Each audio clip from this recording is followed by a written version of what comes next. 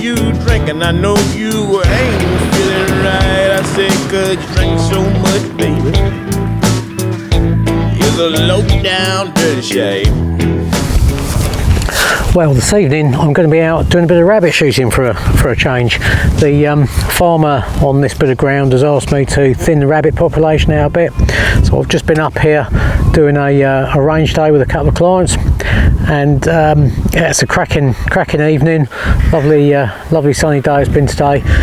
Winds, a bit of wind this evening, sort of picked up a little bit. It's probably between 5 and 10 mile an hour at the moment, but as I say, it's still a nice sunny evening. There's a few rabbits popping out here and there, so the plan is just to thin a few out just with a day scope on the rifle, and then chop it over for the I've got Hik Micro with me this evening, the Alpex, so I'm going to whack that on there and see if we can bag a few bunnies.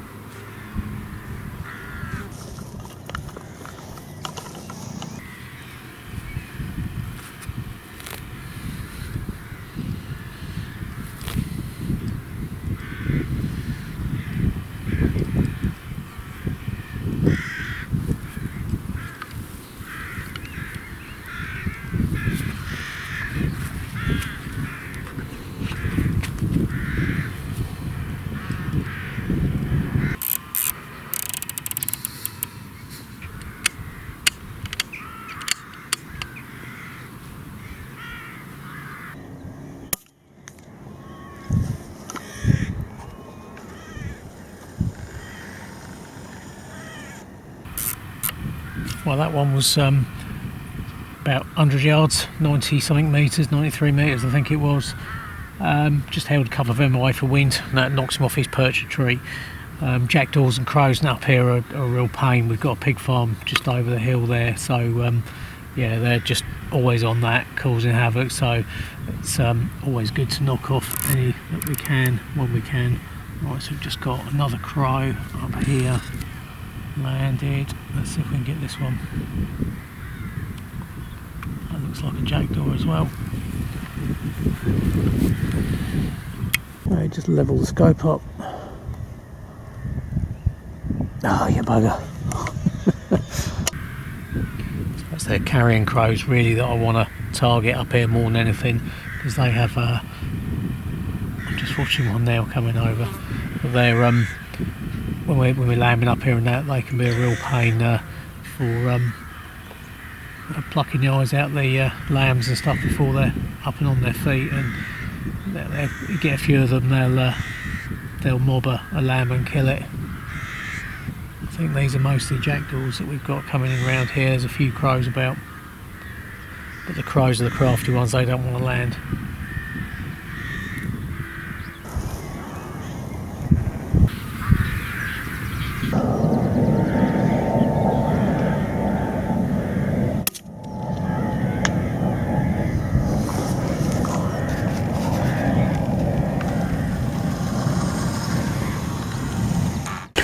Right, I have got, there's a rabbit bury just over 100 metres away down here, and we've got a few rabbits out. Right, let's see if we can get this one here. He's at 123.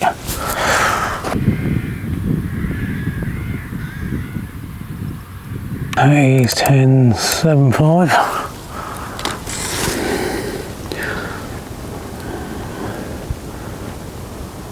And there he is. I'm going to give that a little bit of wind drift.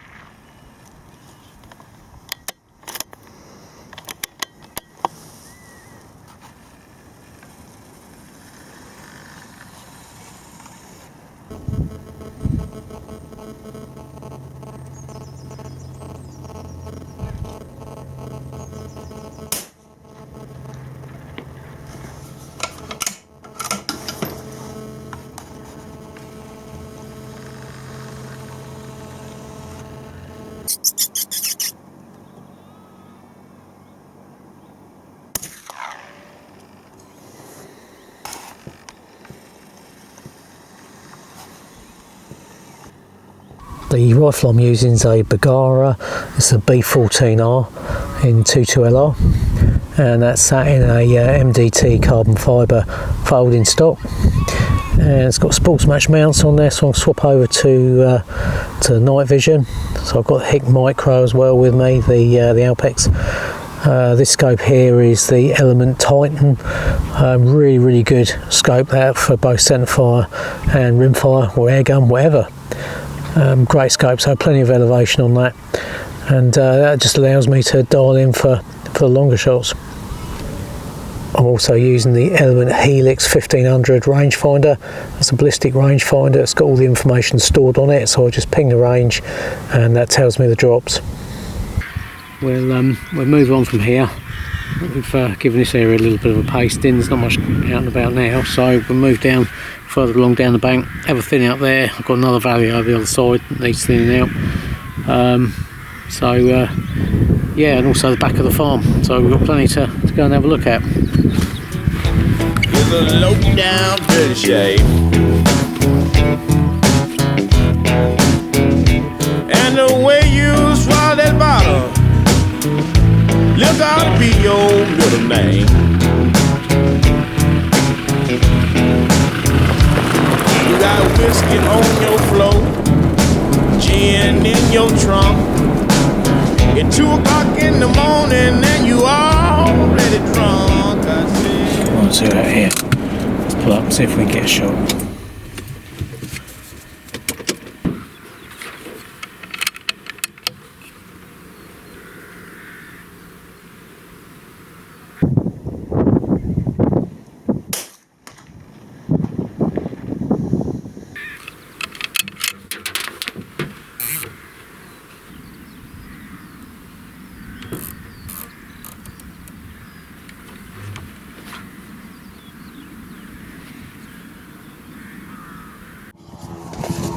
Let's see if we can get this one. So I'm going to give him, I reckon, I'm going to give him 3 MI for the wind.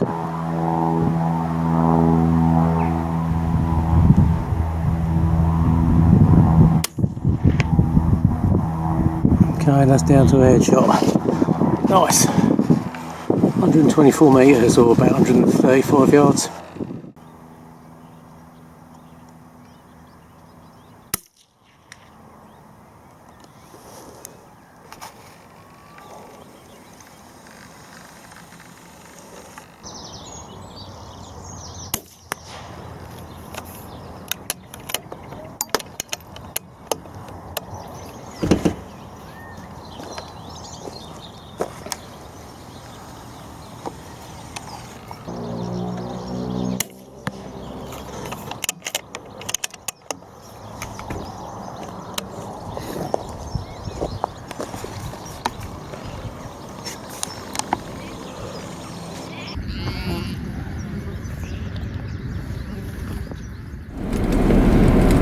Bag's starting to grow.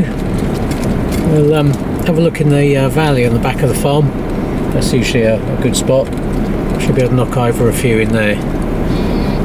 It's just starting to lose the light. Keep an eye out for a fox as well. This valley here at the back of the farm, this has got a lot of rabbits. There's a good 300 rabbits normally out of the night time on these banks. You can see where all the burrows are and all the chalk that's been dug out. So there's a good number there, so we'll go down and see if we can thin them out a bit more. So I'm just going to stop about 70-80 yards away from some of the busier burrows here. Go down just a little bit further actually. But, what I'm going to do is I'm going to swap over onto the Alpex 4K, not because the element optics are struggling, because they're not at all. You get a lot longer with those before before it gets too dark to see properly. But it's just going to make life easier for me filming because the batteries on the camera are starting to die. So just to save a bit of battery life, I'm going to go over to the Hik Micro Alpex, and also made some quite good footage as well, because you can see the kind of holdover and that I'm able to give it for any longer shots. Right, let's have a little look, see what we got out here.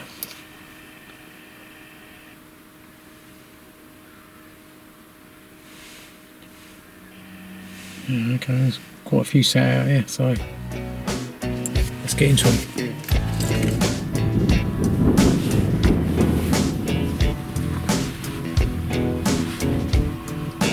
Well, you drink in the morning, you know you drink at night.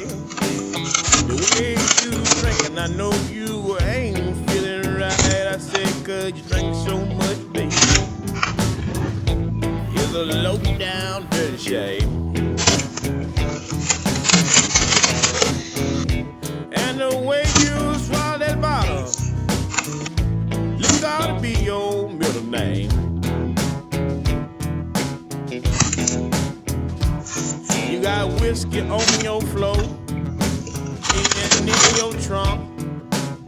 It's 2 o'clock in the morning and you are already drunk. I said, you drink so much, baby.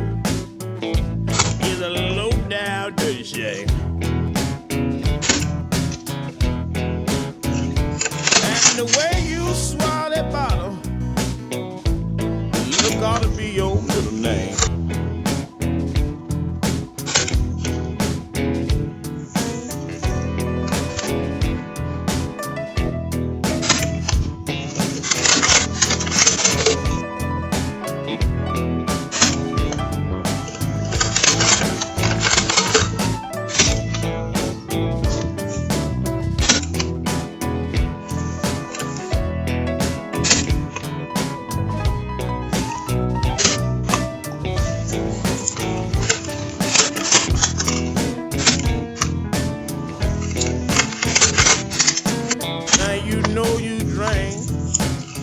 Until you fall. Caught you in the bathroom, drinking, rubbing alcohol. Said you drink so much, baby. It's a low down dirty shame. And the way you swallow that bottle, don't you know that liquor ought to be your good thing?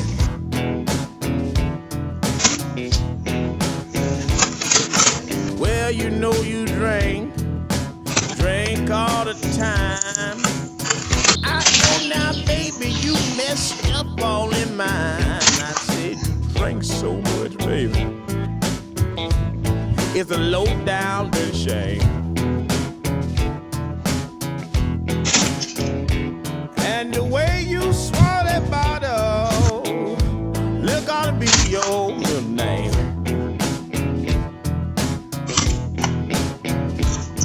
And the way you swallow that bottle, look ought to be your middle name. Oh yeah.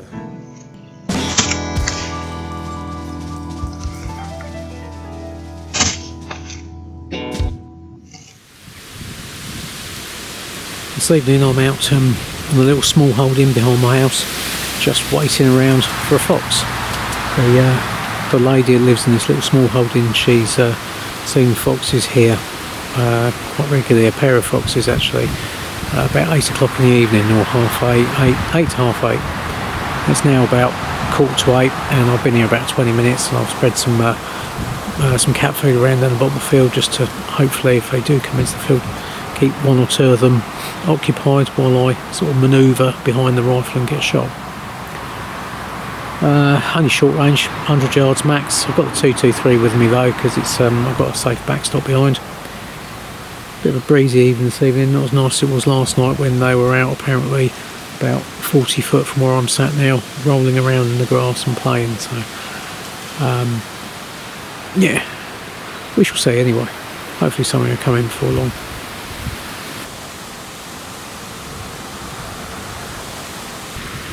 Well, I didn't get that one on camera, but that was, it's got the old adrenaline going a little bit there. But that one literally came, this fence here, came walking along that fence next to me, which is about 7 or 8 yards away, I saw it out the corner of my eye, I didn't move, and it came down and then went trotting off away from me to my left, up the little track towards the gate.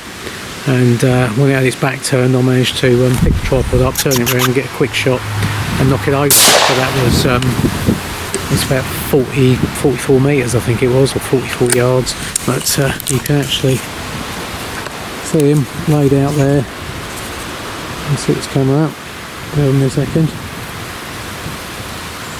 You can actually see him laid out there, just in front of the gate. So we'll give it a bit longer and see if another one turns up. But yeah, I wasn't expecting it to come from that way at all. I was expecting it to come up from the bottom of the field. 9 times out of 10 they always come up from the bottom. But never mind. One fox down.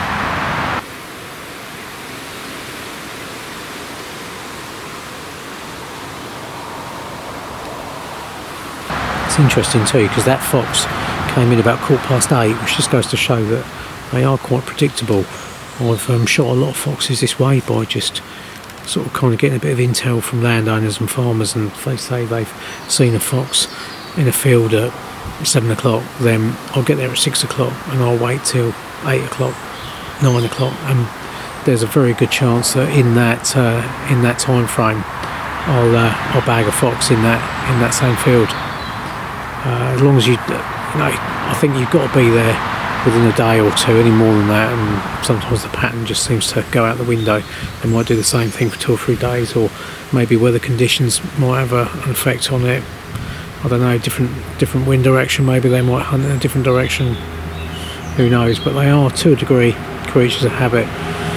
But mind you, that said, foxes are foxes, and one of the most predictable things about foxes is their unpredictability.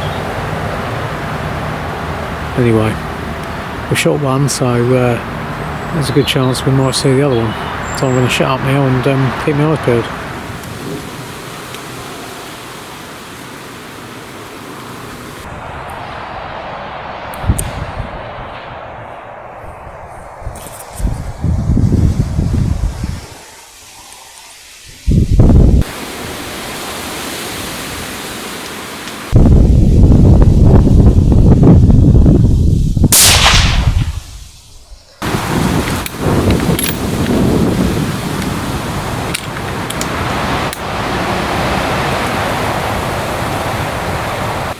Well, I was literally packing up my stuff there.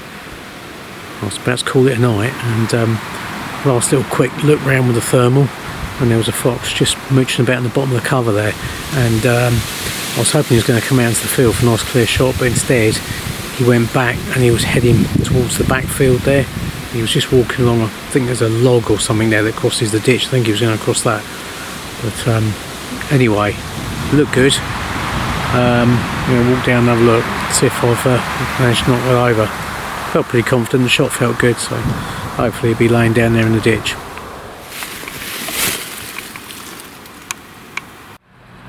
Yeah, reasonable sized dog fox, that quite dark one. The woman said she'd seen a dark one up here, so this could probably parts of being quite dark on the back.